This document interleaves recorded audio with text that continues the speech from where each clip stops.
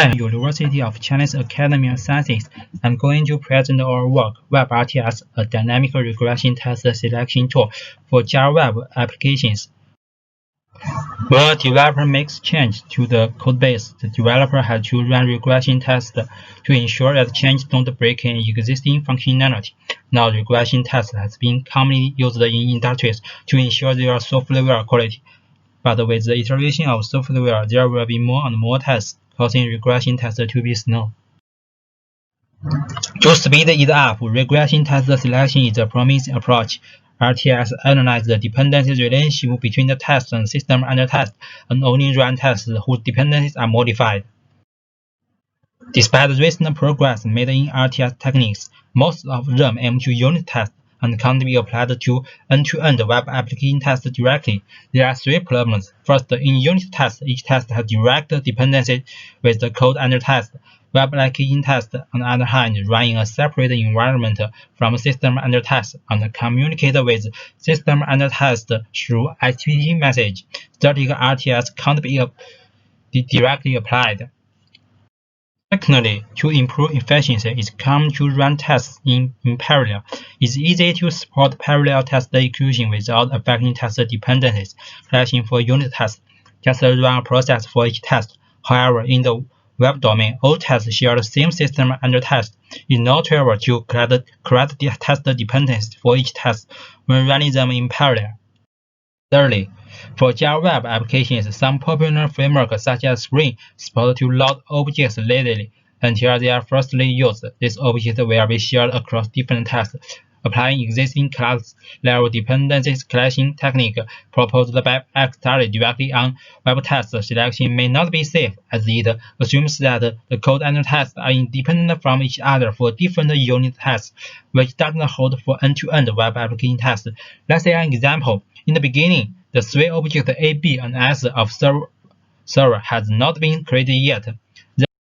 Then test 1 is executed, and test 1 will construct and use object A and S. Existing RTS will collect information of the construction and use of object A and S for test 1. However, when test 2 is executed, it will construct and use B, but only use object S. Existing RTS will collect information of the construction and use of object A, but only use information of S for test 2. They miss information of the construction of S. To address these problems, we designed WebRTS, a dynamic RTS tool for web applications.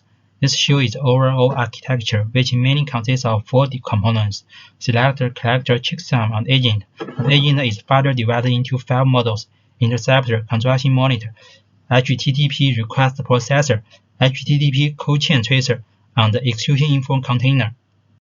WebRTS compute test dependencies at file level, however, different from existing RTS techniques for unit tests, which collect test dependencies for each test directly. In WebRTS, each test depends on a list of HTTP requests, and each request contains a list of class file level dependencies. This structure can explain why code chains of a file impaired by web test by specifying the associated HTTP requests and help optimize dependent collection. WebRTS has 3 phases. When a new version of system under test is deployed, the selector of WebRTS will be invoked to select tests affected by changes. The selector will read all the dependencies of tests to be selected at first. Then it will download a new version of code, select tests that dependencies changed. Next, the selected tests are handed over to the test execution framework for execution.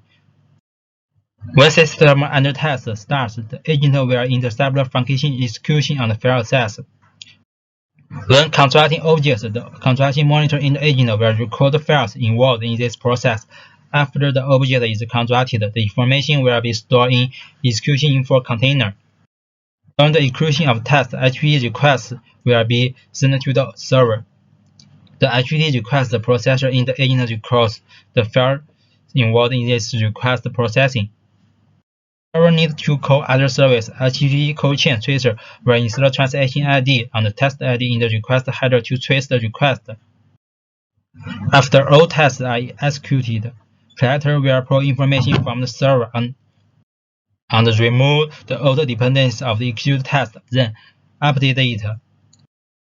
We implemented WebRTS using Java language, and we also implemented a modified version of WebRTS called WebRTS Star for comparison, which implemented the same code points as Xstarry. We evaluated WebRTS on 4 Java web projects, including 25 versions, and the table showed the results of the experiment.